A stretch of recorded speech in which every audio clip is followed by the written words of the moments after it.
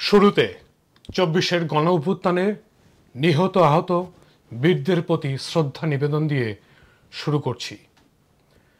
প্রিয় ভাই ও বোনেরা, আপনাদের সংগ্রামী শুভেচ্ছা এবং সফল গণঅভ্যুত্থানের জন্য অভিনন্দন। গণতন্ত্রের প্রতিষ্ঠার লড়াই, আপনাদের দীর্ঘ বছরের আপোষহীন লড়াই অকৃপণ চিত্তে স্মরণ করছি।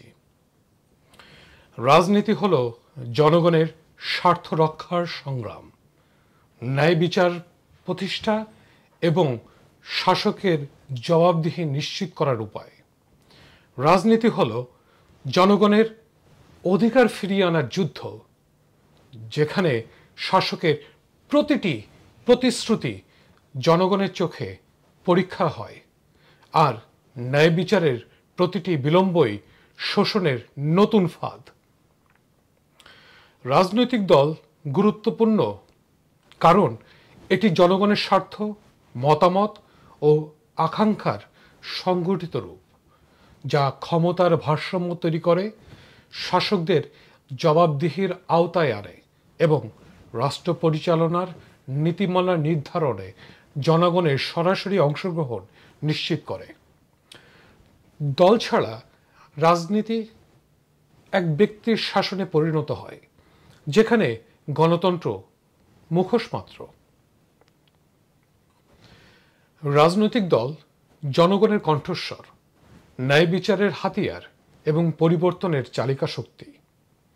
দল ছাড়া রাজনীতি ব্যক্তি স্বার্থের খেলা, আর জনগণ তখন শুধুই দর্শক। রাজনীতি দলে নয়, দল রাজনীতিতে, জনগণের অধিকার সুরক্ষায়।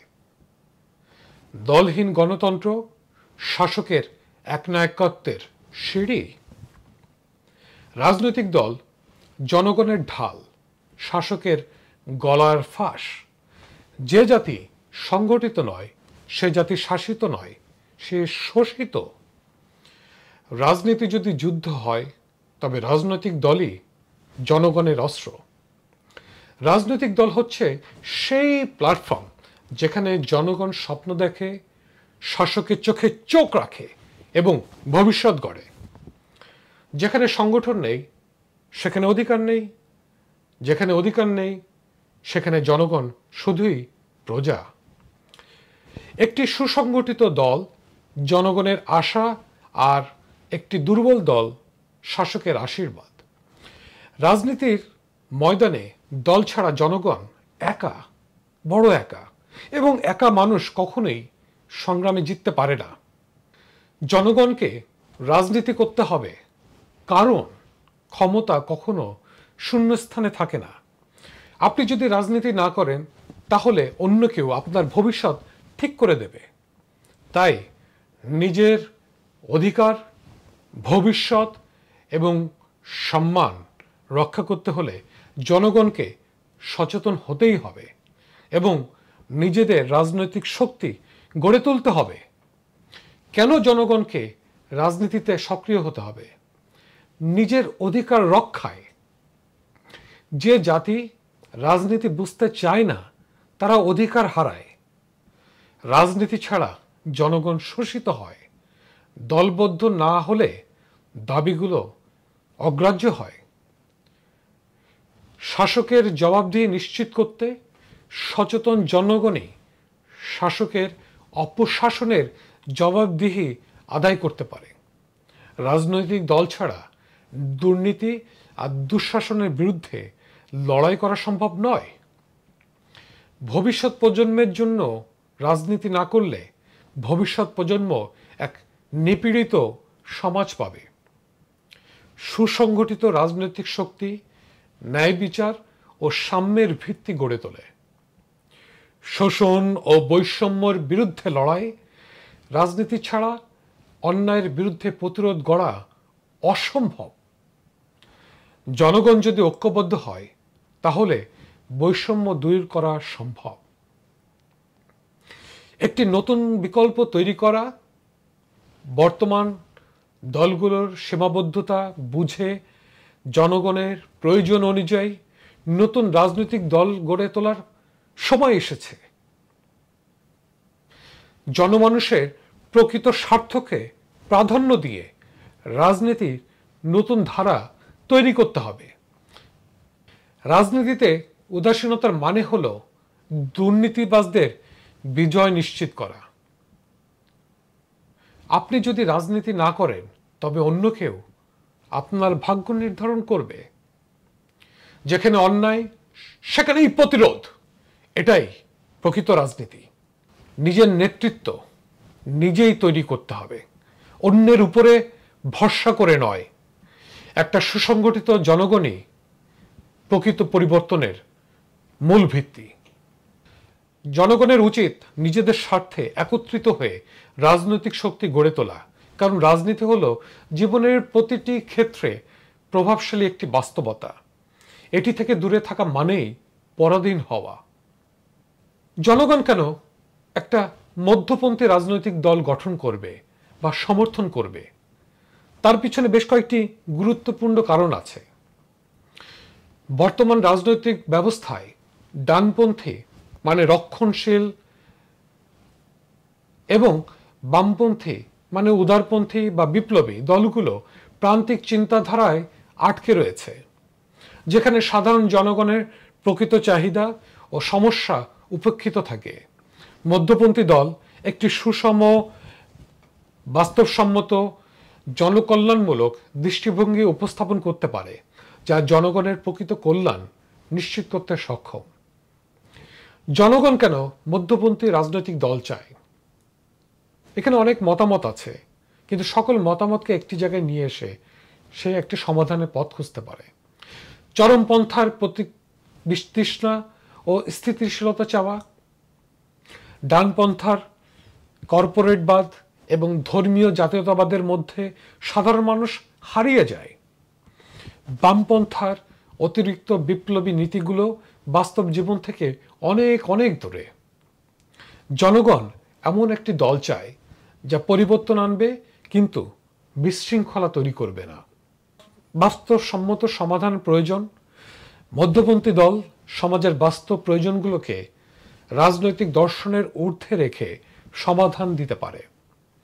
চরম ডান বা চরম বাম সেই আদর্শবাদ থেকে বেরিয়ে এসে ব্যক্তি ও রাষ্ট্রের মধ্যে ভারসাম্য রক্ষা করতে পারে। অর্থনৈতিক উন্নয়ন, সামাজিক ন্যায় বিচারে প্রশ্নে ডানপন্থীরা সাধারণত বড় পুঁজিপতিদের পক্ষে কাজ করে, যেখানে বামপন্থীরা কেবল পুনর্বন্টনের উপরেই জোর দেয়। মধ্যপন্থীরা একটি নতুন রাজনৈতিক অর্থনৈতিক কাঠামো তৈরি করতে পারে, যা ব্যবসা ও শ্রমিকদের স্বার্থ উভয়কেই সুরক্ষিত করে। ব্যক্তিগত স্বাধীনতা এবং রাষ্ট্রীয় নিয়ন্ত্রণ একটা দ্বন্দ্বের মধ্যে সবসময় থাকে। জনগণ এমন নীতি চায় যেখানে ব্যক্তির স্বাধীনতা ও রাষ্ট্রীয় ভূমিকার মধ্যে সুষম সমন্বয় থাকবে। চরম ডান ব্যক্তি স্বাধীনতা হরণ করতে চায়, আর চরম বাম রাষ্ট্রীয় নিয়ন্ত্রণ চাপিয়ে দেয়, যা জনগণের পছন্দ নয়। একটি মধ্যপন্থী দল, একটি উদার গণতান্ত্রিক দল জাতীয় ঐক্য এবং সামাজিক সংহতি তৈরি করতে পারে। ডানপন্থীরা সাম্প্রদায়িকতা বা জাতীয়তাবাদে বিভক্ত করে জনগণকে, আর বামপন্থীরা শ্রেণী সংগ্রামে দেশকে বিভক্তি করে। একটি উদারপন্থী গণতান্ত্রিক দল, মধ্যপন্থী দল জাতি, ধর্ম, শ্রেণী নির্বিশেষে সমাজের সবার জন্য কাজ করতে পারে। একটি উদার গণতান্ত্রিক ব্যবস্থায় যুব সমাজের দৃষ্টিভঙ্গি প্রকাশ পেতে পারে সুন্দরভাবে। বর্তমান তরুণ প্রজন্ম রাজনৈতিক আদর্শের নামে স্রেফ অন্ধ অনুসরণ করতে চায় না, তারা বাস্তব উন্নয়ন ও সুযোগ চায়।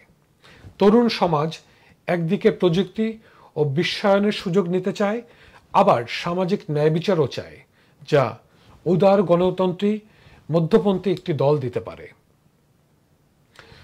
একটি উদার গণতান্ত্রিক রাজনৈতিক দল যে সকল মূলনীতিগুলো মেনে চলে তার মধ্যে সামাজিক সুবিচার এবং অর্থনৈতিক প্রবৃদ্ধির সমন্বয়, ধর্মনিরপেক্ষতা ও সহিষ্ণু রাজনৈতিক পরিবেশ, শিক্ষা ও স্বাস্থ্য খাতে সার্বজনীন বিনিয়োগ, ব্যক্তিগত উদ্যোগ এবং সামাজিক নিরাপত্তার মধ্যে ভারসাম্য, পরিবেশ বান্ধব, প্রকৃতি বান্ধব, প্রাণী বান্ধব উন্নয়ন নীতি গ্রহণ করতে পারে। তাই বলবো, রাজনীতি আর বিভাজনের খেলনা নয়, জনগণের হাতিয়ার হওয়া উচিত। অতীতের ভুল আর ভবিষ্যতের ভ্রান্তি থেকে বেরিয়ে আসার সময় এসেছে তরুণ যুবকদের। চরমপন্থার যুগ শেষ, সমন্বয়ের রাজনীতি শুরু হোক। যেখানে মানুষ সেখানেই রাজনীতি, কিন্তু ভারসাম্যই সত্যিকারের উন্নয়ন। মধ্যপন্থা মানে দুর্বলতা নয়, ওরা গণতান্ত্রিক রাজনীতি দুর্বলতা নয়, বরং সংকটের বাস্তব সমাধান। সবশেষে যে কথাটা বলতে চাই, জনগণ একটি উদার গণতান্ত্রিক মধ্যপন্থী দল গড়ে তুলবে বা সমর্থন করবে, কারণ তারা চরমপন্থা, বিভাজন এবং আদর্শিক সংকীর্ণতা থেকে মুক্তি চায়। তারা একটি রাজনৈতিক প্ল্যাটফর্ম চায় যেখানে বাস্তবসম্মত পরিবর্তন, উন্নয়ন, সামাজিক ন্যায় বিচার এবং স্থিতিশীলতা থাকবে। মধ্যপন্থী দলই পারে জনগণের স্বপ্ন ও বাস্তবতার মধ্যে সেতু বন্ধন গড়ে তুলতে। প্রসঙ্গ থেকেই আমি উল্লেখ করছি যে গণঅভ্যুত্থান পরবর্তী মধ্যপন্থায় একটা উদার গণতান্ত্রিক দলের উত্থানের প্রত্যাশা করেছিলাম গণঅভ্যুত্থানে নেতৃত্ব দানকারী বৈষম্য বিরোধী ছাত্র আন্দোলনের মধ্য থেকে, কিন্তু তা অপরিপক্ক অঙ্কুরোদ্গমের কারণে, তাদের বিভিন্ন ধরনের হঠকারী সিদ্ধান্ত, লোভ, ক্ষমতার লোভ, বিভিন্ন ধরনের অভিযোগের কারণে অঙ্কুরেই যাত্রা ভঙ্গ হয়েছে। এ ব্যাপারে তাদের প্রতি শুভাকাঙ্ক্ষীদের অগ্রিম সাবধানতা ও সতর্কতা, সমস্ত সতর্কতায় মূল্যহীন। তাদের প্রতি অনেকেরই হয়তো অনুরোধ ছিল গণঅভ্যুত্থান পরবর্তী আগে জনতাকে সাথে নিয়েই সামাজিক আন্দোলন ও সংস্কারের কাজ শুরু করা, তারপর জনগণের নিকট সংগঠক রূপে পরীক্ষিত হয়ে জনগণের মধ্য দিয়ে, মাঝ দিয়ে ধৈর্য ধরে দল গড়ে তোলা। কিন্তু তাড়াহুড়ায় পথ চলায় তার বিপরীত ক্রমে জনবিচ্ছিন্ন হতে শুরু করলো, পাশাপাশি বিতর্কিত হতে শুরু করলো প্রতিক্রিয়াশীল একাংশের সঙ্গে কথাবার্তা আর আচরণের কারণে। ৭১-এর স্বাধীনতা বিরোধীদের উত্তরাধিকার একটা অংশ ছদ্মবেশ নেয় ২৪-এর বৈষম্য বিরোধী আন্দোলনে, এবং স্বৈরাচার পতনের পর থেকেই নিত্য প্রয়োজনীয় মৌলিক সংস্কার বাদ দিয়ে আর সংবিধান সংস্কারের নামে ৭১-কে অস্বীকার, ৭১-এর মুক্তিযোদ্ধাদের অসম্মানিত করা শুরু করলো। তারা ক্রমে ছদ্মবেশ ছেড়ে বেরিয়ে এসে বৈষম্য বিরোধী জোটকে নিয়ে যেতে শুরু করলো প্রগতি নয়, উগ্র ধর্মান্ধ প্রতিক্রিয়াশীল দলগুলোর কাছে, যেমন জামাতের কাছে। আজ ওই প্রতিক্রিয়াশীল একাংশের কারণে পুরো বৈষম্য বিরোধী ছাত্র আন্দোলন নিন্দিত হয়ে চলেছে। এই মুহূর্তে দরকার, মনে করি, ডান বা বাম দিকে না হেলে সোজা হয়ে দাঁড়ানো, সামনে এগিয়ে চলা। কিন্তু এখন দেখছি তাদের সংখ্যাগরিষ্ঠ নেতৃত্ব একেবারে ভাবনার বিপরীতে। নয়া বন্দোবস্তর নামে আর নতুন পার্টির নামে তাদের নতুন ছদ্মবেশ সম্পর্কে সজাগ থাকুন। বাংলাদেশকে ওরা ইরান বানাতে চায়, তারা ব্যর্থ হবে। তাদের শুভবুদ্ধির উদয় হোক। বৈষম্য বিরোধী আন্দোলনে প্রগতিশীল অপরাংশের যোদ্ধাদের জন্য শুভকামনা থাকছে সবসময়। সদা সতর্কতা জারি রাখুন, প্রয়োজনে যুক্ত হন বাংলাদেশ গণতান্ত্রিক লীগের সাথে। ২৪-এর গণঅভ্যুত্থান পরবর্তী প্রগতিশীলরা যদি আবারও ব্যর্থ হয়, তবে ধর্মান্ধ প্রতিক্রিয়াশীল সেই শূন্যস্থান পূরণ করবে। তারা শরিয়া আইন বাস্তবায়ন করবে। জাতিসংঘে গৃহীত আন্তর্জাতিক মানবাধিকার সনদ ও বাংলাদেশের বাস্তবতায় সহনশীল সমাজের জন্য মধ্যপন্থা একটি উদার গণতান্ত্রিক দলের প্রয়োজনীয়তার তাগিদে একটি দলের প্রস্তাবনার সাথে সংবিধান সংস্কারের ভাবনাগুলো সবসময় আমরা বলেছি, যেখানে একসাথে জাতি, ধর্ম, বর্ণ, লিঙ্গ, বিভিন্ন মতবাদের ধারা উপধারা, পাহাড়ি সমতল, নারী পুরুষ, তৃতীয় লিঙ্গ, এক কথায় সকল মানুষকে জগতের সকল প্রাণীর প্রতিনিধিত্ব করবে, সকলকে পরম মমতায় সমানভাবে ধারণ করবে। আপনারা এই মতামতের চিন্তায় কিছুটা মিল পেলে, প্রস্তাবনাগুলো উপযুক্ত মনে হলে এই লক্ষ্য কর্মসূচির সমর্থনে স্বদেশ ভাবনায় নিয়োজিত যথাযোগ্য নেতৃত্বের কাছে, কর্মীদের কাছে এই বার্তা পৌঁছে দিন এবং বাংলাদেশ গণতান্ত্রিক লীগে যোগ দিন। ধন্যবাদ সবাইকে।